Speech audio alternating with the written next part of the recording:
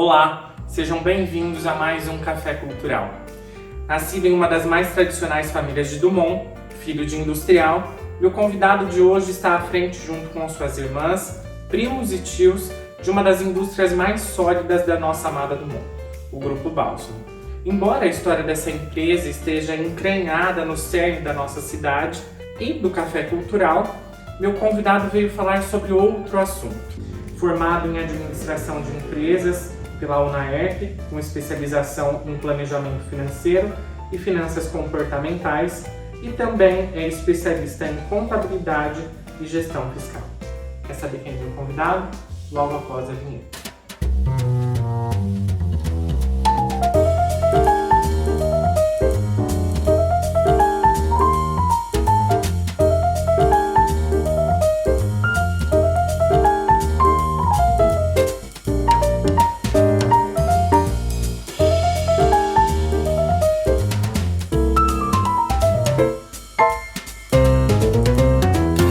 Eu falo hoje com Luiz Fernando Ferracioli Bálsamo. Luiz, obrigado por me receber. Imagina, Wandercy, seja muito bem-vindo à minha casa.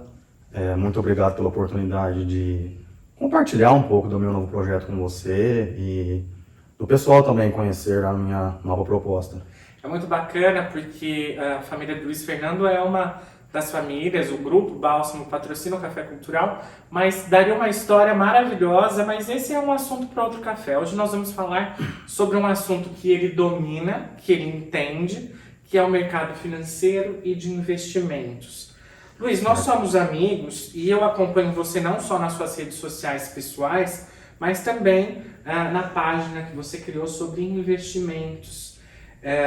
O que eu quero saber é como nasceu esse seu interesse por investimentos, porque tendo em vista que a sua família é uma família de industriais, acredito eu que você teria tudo para seguir o caminho do agronegócio ou só mesmo daquela administração corporativa. Como é que nasceu o seu interesse por investimentos?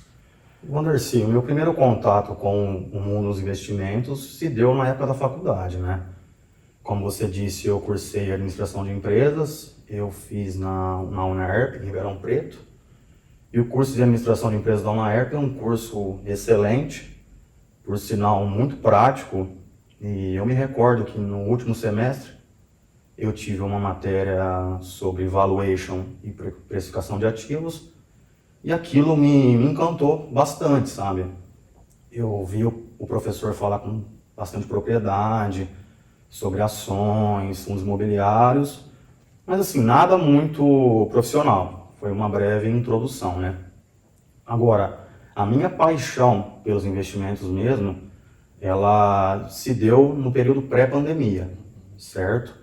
Que eu comecei a acompanhar o Thiago Nigro, que é o Primo Rico, a Natália Arcuri, que criou o Me Poupe, o Thiago Reis, que criou a Suno. E aquilo ali, cara, eu gostei tanto daquele mundo ali, que eu comecei até a cursar uma especialização sobre, e comecei a investir na prática mesmo, para me sentir como funcionava, né? Claro que tudo no começo a gente vai fazendo aos poucos, mas me encantou de verdade aquele mundo. Legal, e é uma coisa assim que direto ou indiretamente está ligado ali com o meio do qual seu pai trabalha, suas irmãs, né? Agora, a gente vai falar, porque assim, muitas pessoas que assistem o Café Cultural, às vezes eles não têm a noção do que é o determinado assunto que a gente está tratando, como no caso hoje falando sobre investimentos. Eu gostaria que você primeiro me explicasse aqui qual a diferença entre renda fixa e variável. Porque são duas vertentes importantes no mercado. Com certeza. Econômico, né? Renda fixa e renda variável são duas modalidades diferentes de investimento, tá? A renda fixa ela engloba tanto o mercado bancário quanto o Tesouro Direto, que é o programa de investimentos do governo nacional. E a renda variável ela engloba toda a parte de ações, fundos imobiliários, ETFs, criptoativos, que mais? Mercado a termo. E é variável porque literalmente varia, entendeu? Quando você compra um ativo, a tendência desse ativo é ele variar todos os dias. Um dia ele está precificado mais alto e um dia ele está precificado mais mais baixo, né? Agora a renda fixa, ela é mais segura, né? Porque ela não varia tanto, certo? E você tem a garantia da rentabilidade, porque quando você vai acordar previamente o momento do investimento, você sabe quanto você vai receber, seja num título pré-fixado ou pós-fixado. Interessante, mas isso tudo, essa renda variável e fixa, ela é aplicada em cima de qualquer tipo de investimento ou só de ativos como mercado de bolsa de valores, criptomoedas? A renda variável, Wandercy, é mais sobre essa parte de bolsa de valores e criptomoedas mesmo, tá? Tá, legal. A renda fixa, ela literalmente não varia, né? Certo. Que é a parte mais que todo mundo está acostumado, do mercado bancário, CDB, RDB, LCI, LCA, entendeu? Explica bem resumidamente para mim o que são essas siglas. CDB é Certificado de Depósito Bancário, é um título de dívida que o banco emite para você poder adquirir esse título e estar emprestando dinheiro para o banco, tá? LCI é a letra de crédito imobiliário, onde o banco capta com o mesmo propósito do CDB, só que ele vai financiar projetos na parte imobiliária. E o LCA é a mesma coisa que o LCI, só que ele vai financiar projetos na parte do agronegócio, que chama letra de crédito do agronegócio.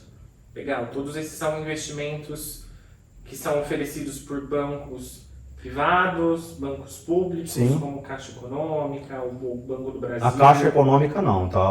Só o Banco do Brasil porque ele é misto, né? Banco público não oferece título de investimento.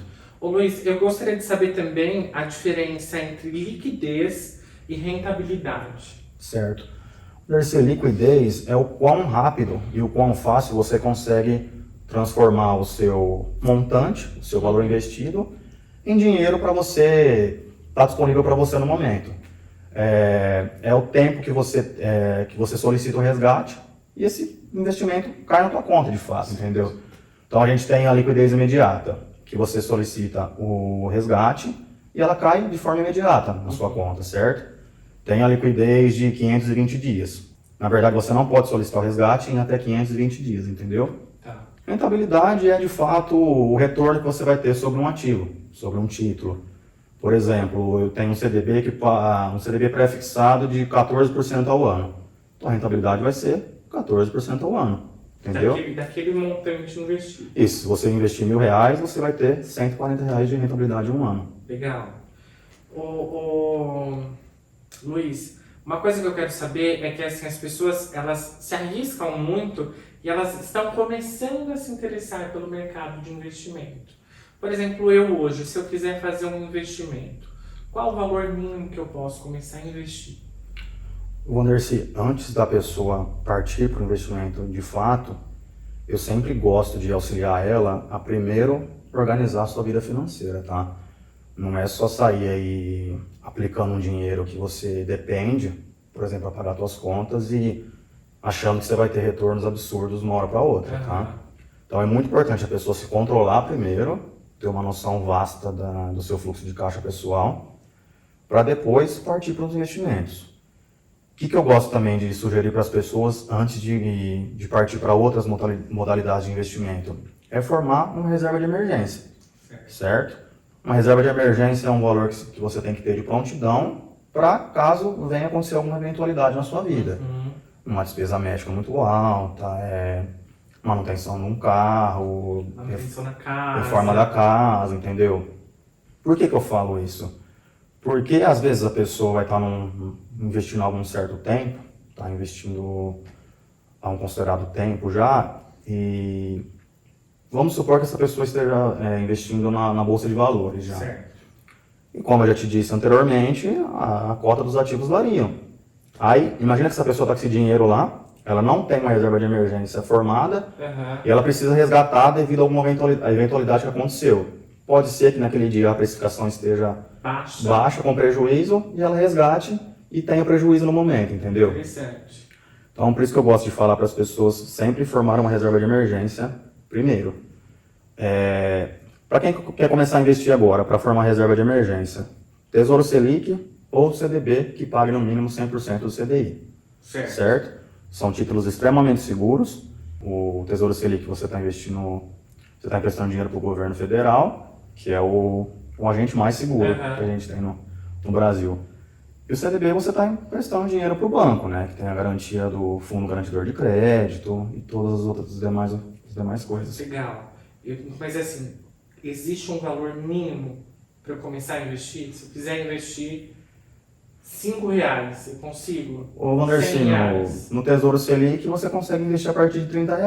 Olha que interessante. É um valor bem baixinho, tá? É bem baixo, Bem mas baixo, se a tranquilo. gente parar para pensar que vai ter uma rentabilidade bacana, Sim, de repente começar a investir mês a mês esse valor não seja tão impossível. é uma questão de constância e persistência, entendeu? Estudo, né? Estudo, com certeza.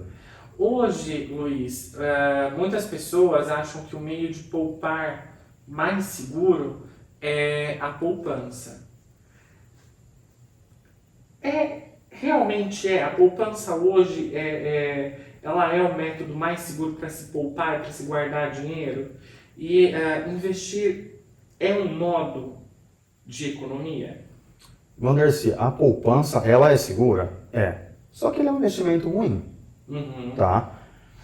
Por quê? Como funciona a poupança? Ela rende 0,5% mais uma taxa referencial que hoje está em 0,2890, tá? Se a gente for pensar no Tesouro Selic, que é o título mais seguro do Brasil, que você não corre praticamente risco nenhum. Eu não falo risco zero porque nada na vida Não, tudo não tem risco, isso, entendeu? É. Então, se a gente for pensar no Tesouro Selic, que é um título que você aplica para não fazer nada e ter uma rentabilidade o dobro da poupança, quer dizer que a poupança não é um investimento tão legal. Uhum. E o outro fator agravante também é que ela rende menos que a inflação, né? Então, a inflação é um fator muito predominante na economia brasileira e ela, literalmente, ela devora teu poder de compra a longo prazo, né? Uhum. Então, Hoje compensaria mais se você tem, por exemplo, R$ 10.000 guardado no banco. Ao invés de você deixar ele guardado no banco, numa poupança, seria mais rentável, mais inteligente fracionar esse dinheiro e fazer investimentos em 2 ou 3 tipos de modalidade. com certeza. Você não precisa nem tirar o dinheiro do banco, se você quiser, entendeu? Você pode investir num CDB que pague no mínimo 100% do CDI, que hoje está um investimento excelente. Como a Selic está alta, a 13,75% ao ano, está pagando mais que o dobro da poupança, entendeu? Eu sempre gosto de classificar numa cadeia, assim, né? O pior de tudo é não investir, deixar o dinheiro parado. O segundo pior é investir em poupança, certo? E o terceiro, que já é um investimento inteligente, já é aplicar no próprio banco. Legal, legal. É muito bacana a gente ter essa visão de como fazer um investimento. E aí, Luiz, me surgiu outra dúvida. Existe algum tipo de perfil de investidor? Um mais moderado, um mais arriscado? Tem alguma nomenclatura para esse tipo de perfil? Como é que eu descubro o meu perfil? Tem algum estudo para isso? Existe sim, Tem feito Vanessa. alguma avaliação quando eu procuro, por exemplo, quando eu procuro um profissional como você para me orientar nas minhas decisões financeiras de investimento? Como é que você faz esse estudo? Como é que você define essa categoria de perfil de investidor? Certo. Hoje a gente tem 3 tipos de perfis de investidores, que é o conservador, o moderado e o arrojado, que é o cara que gosta de arriscar bastante. Na própria corretora, quando você vai abrir uma conta, ela obrigatoriamente faz você responder um questionário para ela tentar estipular o teu perfil de investidor, certo? O investidor conservador são para pessoas que estão com um pouquinho mais de idade, que já está aposentado, ou para pessoas que não querem correr risco, né? Mas quando você corre pouco risco, você abre uma rentabilidade também, né? Porque para você ter uma rentabilidade maior, você tem que se arriscar um pouco mais, certo? O perfil moderado, que é o que eu me considero, apesar de eu estar estudando há um certo tempo já, mas eu não gosto de apostar tudo numa coisa só, entendeu? Eu gosto de diversificar bastante meus ativos e 60% do meu patrimônio está investido em renda fixa. Então eu sou considerado um investidor moderado, certo? E temos também um investidor arrojado, que é aquelas pessoas que são mais jovens, que têm bastante tempo para se recuperar caso tenha alguma perda muito grande. Para aquelas pessoas que, assim, tenha bastante controle emocional sobre o que está fazendo, E não costumo investir em renda fixa, vai tudo 100% do patrimônio para renda variável, certo? Muito bom saber sobre esses perfis e como é a visão de mercado de pessoas como você que entendem e dissecam esse mundo dos investimentos. Uma coisa que me surge também na cabeça, Luiz, é o seguinte, por exemplo, eu faço um investimento de 10 mil reais a curto prazo. O que eu quero saber é que se o tempo de investimento interfere na minha rentabilidade. Se eu fizer por 6 meses, 1 ano, 2 anos, tem uma variável muito grande? Com certeza, Anderson. Se você pegar a fórmula dos juros compostos, que desmembrar ela é dada pelo investimento inicial que você investe, o valor final que você vai obter é igual ao investimento inicial, que multiplica 1, mais a rentabilidade do título, elevado ao período, que é o tempo, igual você falou. Uhum. Então, o período ele é a única variável exponencial da fórmula, certo? Então, quanto maior o período, maior a tua chance de ter uma rentabilidade maior a longo prazo. E outra coisa também, quanto mais tempo você deixa o título aplicado, mais vai gerando juros sobre juros e teu capital vai aumentando exponencialmente. Vai virando como se fosse uma bola de neve, né? Por exemplo, eu deixo esse dinheiro, um valor aplicado durante um período e eu quero fazer um resgate desse dinheiro. Eu pago alguma coisa para fazer, eu resgato esse dinheiro com liquidez total, eu pego o valor total, eu pago alguma taxa para o banco. Como é que funciona? Nos investimentos em renda fixa, a gente tem a tabela regressiva do imposto de renda. Uhum. Tá? Que ela funciona da seguinte forma. Até 180 dias de liquidez, que você não pode resgatar antes de 180 dias, você paga 22,5% de imposto de renda sobre o ganho de capital, não sobre o principal mais os juros, Uhum. apenas sobre só o rendimento, certo?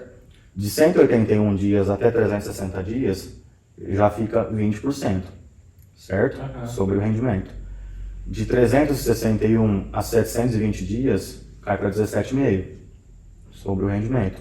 Ou seja, então você acaba pagando alguma coisa para resgatar. Imposto de renda. Mas, entretanto, tem alguns títulos que são isentos de imposto de renda. Tais como? Quais? O LCI, o LCA, debêntures incentivadas.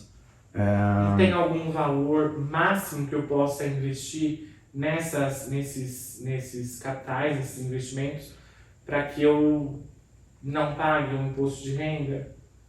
Por exemplo, se você investir 100 mil reais, eu não vou pagar sobre esses 100 mil reais. Se for dessas aplicações. Essas aplicações que eu acabei de mencionar, você pode aplicar o mínimo que for ou o máximo que não tem imposto de renda. É isento. Tem isento. É isento. Agora, CDB, outros tipos de investimento, tem imposto de renda de acordo com a tabela regressiva que eu acabei de explicar. Que interessante.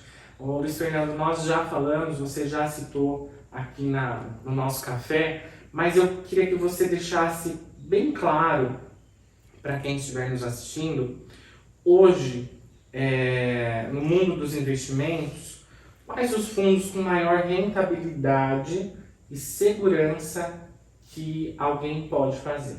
Tá. Esse fundo de investimento é uma coisa mais aprimorada, tá? O que é um fundo? É um condomínio de cotistas que se juntam para investir em prol de um único objetivo, que é o lucro, tá? Então imagina que eu, você, mais 10 amigos vamos investir em um fundo e dentro desse fundo tem um gestor que toma as decisões pela gente, por nós, certo? E a gente paga uma taxa de administração e uma taxa pré-acordada lá que tem. Por exemplo, se ele conseguir tanto de rentabilidade, você paga um tanto. Se ele conseguir mais que isso, você paga outro tanto, entendeu? Mas assim, fundo de investimento a gente tem vários, tem fundo multimercado, fundos imobiliários, fundo de renda fixa, entendeu? Cada um tem um propósito diferente. Legal. Tá? Legal. Ô Luiz, você acha que o brasileiro é um povo que sabe investir e poupar? Assim, na sua opinião, além daquela matemática sistemática que é apresentada nos currículos escolares, você acha que um tipo de matemática financeira, um tipo de economia do lar, fosse aplicado desde o ensino básico até o ensino médio, ajudaria o brasileiro a ser diferente com suas finanças? Excelente ponto que você levantou, dona Nercy. É triste dizer isso, né, mas é uma realidade do povo brasileiro, mas o povo brasileiro não sabe poupar, né, na maioria, tá? O povo brasileiro não sabe investir, o povo brasileiro não tem matéria sobre economia do lar no ensino fundamental, na minha época era o colegial, não sei como chama hoje, né? Acho que é ensino médio. Sim, ensino não sei médio. como é que é também. Então, se a gente for pegar em comparativo os Estados Unidos, que é a maior economia do mundo, os adolescentes já têm matéria sobre finanças e economia no próprio ensino fundamental e ensino médio de lá, né? E voltando ao ponto de se o povo brasileiro sabe investir, vou trazendo o ponto da poupança de novo, né? A gente tem hoje mais de 3 trilhões de reais investido em poupança, entendeu? Então imagina se esse dinheiro, se todo esse montante fosse investido com um pouco mais de inteligência e um pouco... Você acha que nossa realidade seria outra? Se todo esse dinheiro investido em poupança fosse investido em ativos que gerasse outros tipos de lucros, você acha que a realidade do Brasil seria outra? É muito polêmico isso, né? Sair falando, não, com certeza seria outra, não sei. Com certeza seria melhor do que está hoje. É uma variável grande, né? É uma variável muito grande. É uma variável muito grande. Sim. Você falou para mim sobre o Fundo Garantidor de Crédito. O que é isso, para quem não sabe e vai investir? O que é o FGC? Isso. É isso.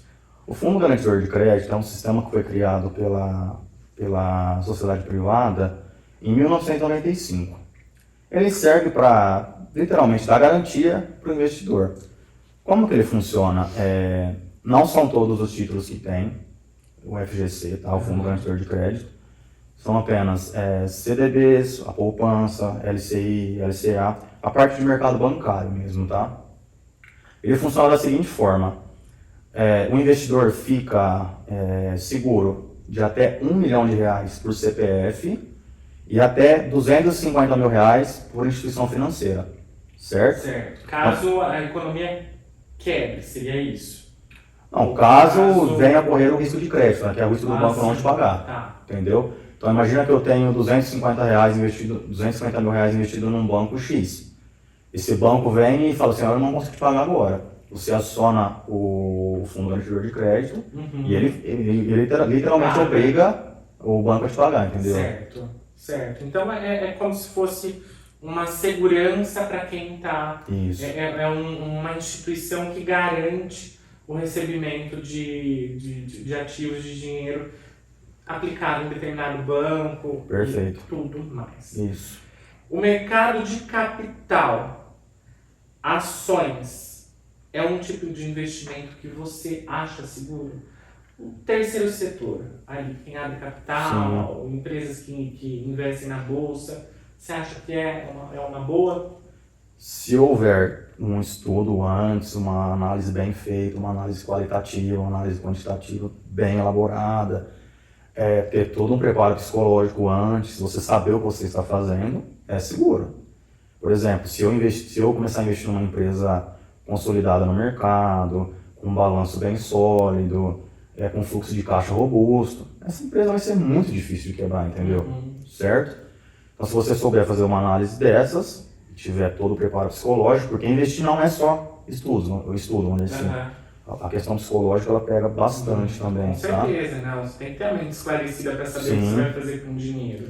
Porque, por exemplo, pode ser que você vai lá e compre um título, alguma ação na bolsa de uma excelente empresa, mas sai algum ruído aí na mídia, a valor dessa ação ela caia, você se apavora e vai lá e venda e realiza um mau negócio, entendeu? Tem muita empresa que faz isso, que é chamada de especulação financeira, sim, né? Com certeza. A gente vê muito isso, e recentemente algumas empresas de varejo têm caído muito. Sim. Uma desvalorização assim, gigantesca. Antes de nós começarmos a conversar, eu falei com o Luiz Fernando sobre o Barsi, que é um dos maiores investidores do Brasil na Bolsa de Valores, né? E acho que é um dos maiores do mundo. Sim. E eu lendo uma matéria dele da Forbes, eu vi que ele, assim, sistematicamente fala que grandes empresas de varejo vão quebrar nos próximos anos. A gente viu o que aconteceu com a Americanas, está uma situação financeira muito complicada, Sim. e outras empresas do setor, como Magazine Luiza, Ponto Frio, também vem um efeito dominó. Você acha que realmente essas empresas de varejo vão acabar? Andercy, afirmar com 100% de certeza é difícil, mas assim, se a gente for analisar a sistemática do modelo de negócios dessas empresas, é impraticável, entendeu? Não tem não há uma lógica no negócio que forneça toda uma garantia de que essas empresas vão prosperar, porque o modelo de negócio não É antigo, né? é antigo e é impraticável, porque a margem deles é muito baixa. Por exemplo, a margem média do varejo hoje é 2% de margem, entendeu? É uma coisa muito pequena mesmo. Tem uma frase que fala o seguinte, né? Quem não muda, morre. Sim. A gente vê grandes conglomerados industriais, empresariais do Brasil que, por insistência de não mudar e ficar naquele sistema antigo, desapareceram, né? E é o que eu acho que o Barsi quis dizer com isso. E tem um fator agravante hoje também, Anderson, porque o crédito está caro, né? Com a taxa básica de juros a 13,75, o brasileiro não está tomando tanto empréstimo, né? Então, como essas empresas têm um modelo de negócio que elas vendem parcelado, não sei quantas parcelas que elas conseguem fazer, né? E o brasileiro não está consumindo, entendeu? O brasileiro está estagnado. E acaba gerando um endividamento muito grande na Sim. população. Sim. Né? Luiz Fernando, nós vamos fazer agora um jogo rápido, um bate-bola. Eu pergunto, você responde. Dia ou noite? Noite. Praia ou campo? Campo. Quente ou frio? Frio. Investimentos a longo, médio ou curto prazo? Com certeza a longo prazo. Luiz, você sente alguma emoção cívica ao ouvir o hino nacional? Não posso falar que não. Você sente uma emoção Sinto. quando você ouve? Sim. Por fim, Luiz Fernando, você é um jovem, estudado, viajado, certamente verá e ouvirá ainda muito mais da vida. Mas o que te encanta na vida? Nercy, o que me encanta na vida é todo dia ser diferente do dia anterior, né? Todo dia você acorda com uma certa surpresa, uma certa novidade na sua vida e... É a falta de roteiro. É a falta de roteiro. A falta de roteiro. Luiz, uma pergunta que você gostaria que eu tivesse feito e eu não fiz. Nercy, acho assim, não é uma pergunta, mas eu queria deixar um recado aqui pro pessoal, o povo brasileiro, pro pessoal que te acompanha, que para começar a se situar um pouco mais desse mundo do investimento, porque é algo que teria que estar enraizado no estudo do Brasil, né? E o pessoal que tiver com alguma dificuldade em controlar seus gastos pessoais, quiser começar a investir, se quiser me acompanhar nas redes sociais... Por favor, eu vou deixar os contatos dele, tanto o da página oficial dele, Sim. pessoal, como também da página que lida com investimentos. Eu acho que é isso. Luiz, foi um prazer muito grande, eu agradeço muito sua atenção. Prazer foi meu. E adorei esse nosso bate-papo, esse nosso café. E espero que vocês aí também tenham gostado. E até o próximo Café Cultural.